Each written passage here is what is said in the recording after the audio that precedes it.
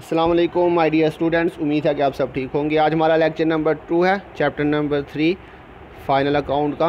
तो last lecture के अंदर बच्चों हमने ट्रेडिंग अकाउंट का फॉर्मेट देखा था। आज के लेक्चर में इंशाल्लाह हम जो है वो प्रॉफिट एंड लॉस का फॉर्मेट बनाना सीखेंगे। इसके अंदर बच्चों आपने सबसे पहले उसका नाम लिख लेना है, उसके बाद प्रॉफिट एंड लॉस अकाउंट और फिर फॉर द पीरियड एंडेड जो भी डेट बताई होगी। इसके अंदर भी बच्चों आपके पास दो साइड्स बनेंगी। टेबल के अंदर आपके पास ये यहाँ पे पर्टिकुलर्स रुपीज़, पर्टिकुलर्स और रुपीज़ आ जाएगा, या जो भी करेंसी क्वेश्चन के अंदर बताई होगी। ये बच्चों डेबिट साइड और ये आपकी क्रेडिट साइड है। तो डेबिट साइड पे आपने सारे जो है वो बच्चों इनडायरेक्ट एक्सपेंसेस लिखने हैं। मैंने आपको बताया था लास्ट लेक्चर के अंदर डायरेक्ट और इनडायरेक्ट एक्सपेंसेस के बारे में। डायरेक्ट एक्सपेंस वो होते हैं जो चीज़ों को ख़रीदने पे या बनाने पे आती हैं, और इनडायरेक्ट एक्सपेंस बच्चों वो होती हैं जो चीज़ों को सेल करने के ऊपर और ऑफिस को जो है वो एडमिन को मैनेज करने के ऊपर जो एक्सपेंस आते हैं, ये सारे हमारे होते हैं इनडायरेक्ट एक्सपेंसेस, एडमिन और सेलिंग से जो रिलेटेड होते हैं। तो यहाँ पे बच्चों आपने सारे जो है वो इनडायरेक्ट एक्सपेंसेस लिखने हैं। इस पर सबसे पहले आपके पास आ रहा है रेंट पेड, या बच्चों ऑफिस का जो है वो रेंट वगैरह आपने पे किया। इसी तरह से फ़ी पेड, कोई फ़ीस वगैरह आप पे कर सकते हैं। कमीशन पेड, आपके पास जो है वो लोग काम कर रहे हैं कमीशन बेस पे, आप उनको कमीशन पे कर रहे हैं। इंटरेस्ट पेड, आपने लोन वगैरह लिया हुआ है बैंक से, उसके ऊपर आपको इंटरेस्ट देना पड़ सकता है। इंटरेस्ट ऑन लोन, ये बच्चों एक ही चीज़ है, इसको जो है वो वर्डिंग डिफरेंट यूज़ करेगा। कहीं पे इंटरेस्ट पेड लिख सकता है, कहीं पे interest on loan. Interest on overdraft, ये भी यही चीज़ है, ओवरड्राफ्ट भी कर्ज़े को ही कहते हैं।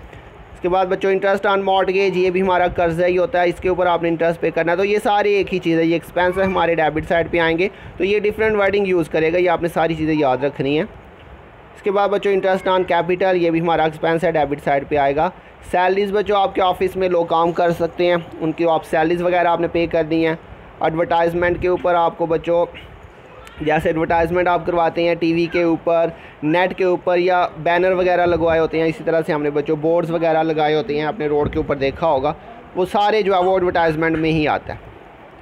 Selling expense, marketing expense, distribution expense, बच्चों ये भी जो है वो सेलिंग से ही रिलेटेड है। जैसे आपने देखा होगा जो फैक्ट्रीज़ वाले होते हैं, कंपनीज़ वाले होते हैं, उन्होंने डिस्ट्रीब्यूटर रखी होती हैं, लोग वैन्स वगैरह रखी होती हैं जो कि जो है वो शॉप्स के ऊपर जाके सप्लाई करती हैं, उसके ऊपर जो एक्सपेंस आती हैं उसको हम डिस्ट्रीब्यूशन एक्सपेंसेस कहते हैं।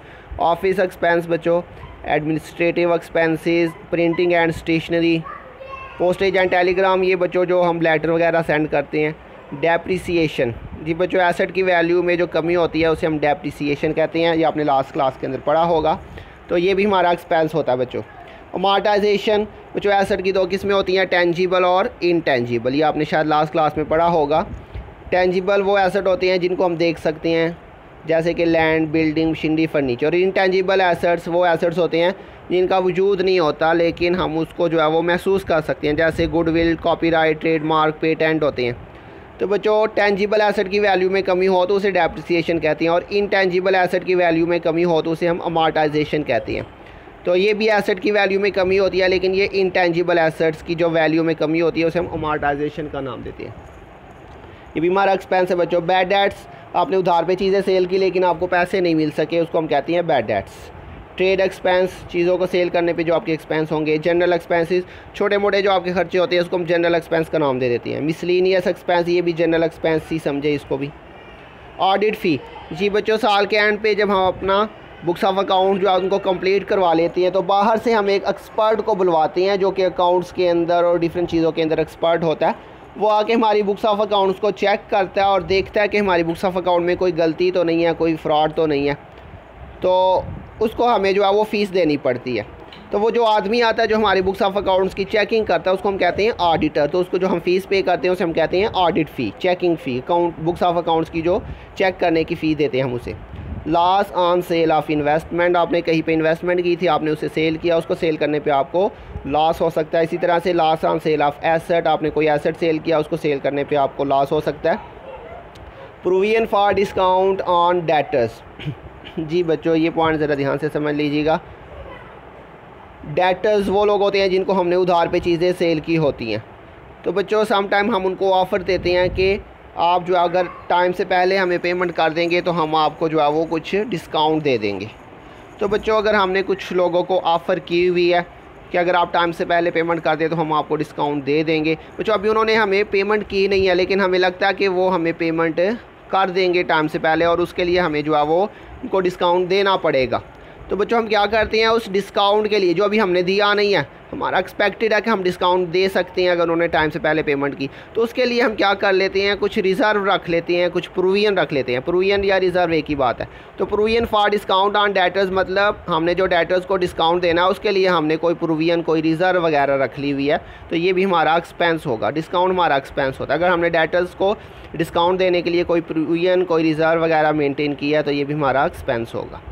इसके बाद बच्चों दूसरी साइड पे आ जाए तो यहाँ पे हमारे पास जो है वो सबसे पहले आएगा gross profit carried on, CD मतलब carried on.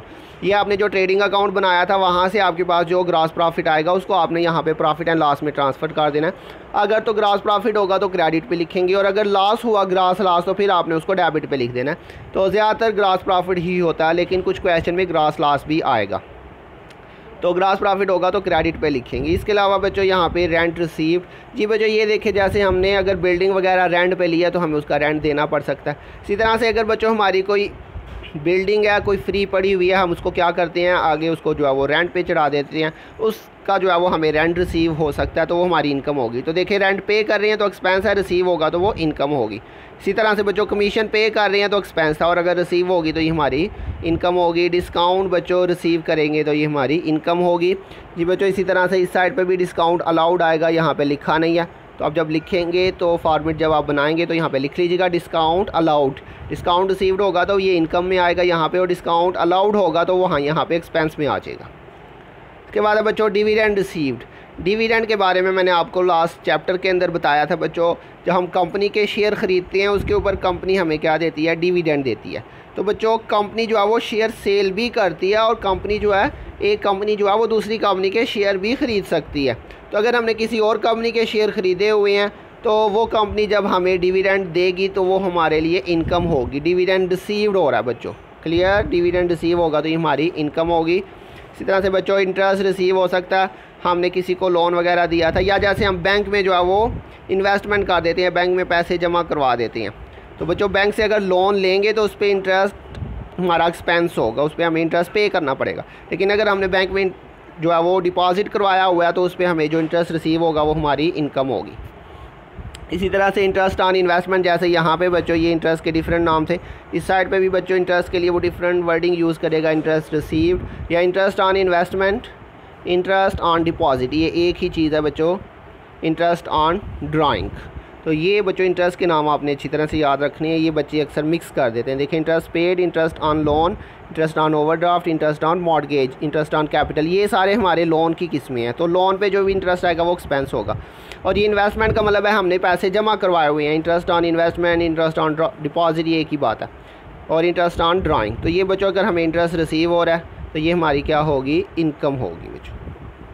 Gain on sale of asset, जी बच्चों जैसे हमने अभी इस साइड पे नीचे बात की थी कि अगर हम जो है वो एसेट को सेल करते हैं तो उसके ऊपर हमें लॉस होगा तो वो डेबिट साइड पे आएगा, और अगर एसेट को सेल करने पे हमें गेन हो जाता है, प्रॉफिट हो जाता है, तो वो बच्चों हमारे पास इनकम वाली साइड पे आ गई, ये हमारी इनकम है। और इसी तरह से reserve of discount on creditor, जी बच्चों यहाँ पे एक चीज़ नहीं लिखी मैंने, gain on sale of investment इस साइड पे डेबिट साइड पे लिखी हुई थी, वो भी आप यहाँ पे लिख लीजिएगा, gain on sale of asset, और इसी तरह से gain on sale of investment भी हो सकता है आपके पास। जी बच्चों reserve for discount on creditor, जी बच्चों जैसे हमने इस साइड पे लिखा provision for discount on debtors, तो प्रोविजन और रिज़र्व एक ही मतलब है, प्रोविजन भी लिखेगा कहीं पे, रिज़र्व लिखेगा। तो बच्चों reserve for discount on creditor या reserve on discount on creditor, तो बच्चों डिस्काउंट ऑन क्रेडिटर के लिए रिज़र्व का क्या मतलब है। फॉर एग्ज़ाम्पल हमने उधार पे चीज़ें ख़रीदी हुई हैं और हमें ऑफ़र मिली हुई है, अगर आप वक्त से पहले पेमेंट करते हैं तो हम आपको क्या दे देंगे, डिस्काउंट दे देंगे। तो अगर हमारी कोई ऐसी पेमेंट्स हैं जो हमने करनी है तो हमें लगता है कि हम वक्त से पहले उनकी पेमेंट कर देंगे और उस पर हमें डिस्काउंट मिल सकता है, तो उसके लिए हम कोई रिज़र्व वगैरह, प्रोविजन वगैरह मेंटेन कर लेते हैं, तो वो हमारी इनकम में आ जाता है। तो बच्चों ये देखिए बिल्कुल सिंपल है, ये डेबिट साइड है और ये क्रेडिट है। अगर लिखा हो reserve for discount on debtors, debtors पे होगा तो डेबिट पे लिखेंगे, और reserve for discount on creditor, ये क्रेडिटर पे होगा तो क्रेडिट पे लिखेंगे। ये क्रेडिट है और ये डेबिट साइड है। बिल्कुल सिंपल, इसको आप याद रख लीजिएगा।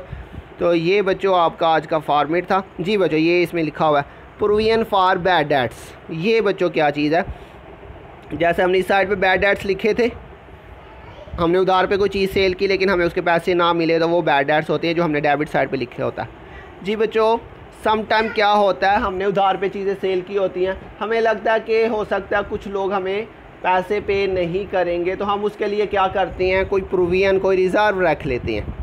लेकिन बाद में जाके हमें जो है वो क्या हुआ, वो जिन लोगों के लिए हमने रिज़र्व प्रोविजन वगैरह रखा था कि हमें पैसे नहीं मिलेंगे, उसके लिए हमने कुछ जो है वो रिज़र्व रख लिया था, लेकिन बाद में हमें जो है वो पैसे मिल गए और हमें उस रिज़र्व की ज़रूरत नहीं पड़ी, तो हम उसको कहाँ पे ले आएंगे बच्चों, क्रेडिट साइड पे ले आएंगे, provision for bad debts old. तो ये बच्चों आपका फॉर्मेट है, इसको आपने अच्छी तरह से याद कर लेना। तो मुझे उम्मीद है आपको समझ आ गई होगी। अगर किसी पॉइंट की ना समझ आई हो तो बच्चों आप मैसेज कीजिएगा, मैं उसको एक्सप्लेन कर दूँगा। तो बच्चों अपना ध्यान रखिएगा, इंशाल्लाह बहुत जल्द मिलेंगे नेक्स्ट लेक्चर के साथ। तब तक के लिए अल्लाह हाफिज़।